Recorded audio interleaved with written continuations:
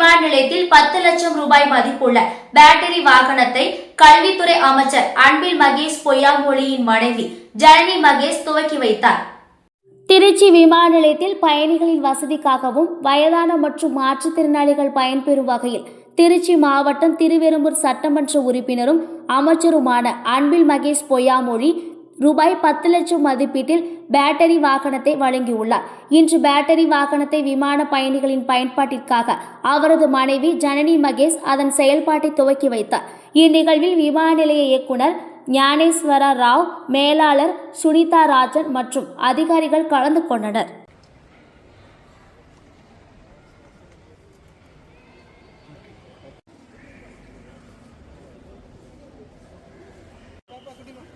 பாப்பா ஒரு நிமிஷம். Okay madam.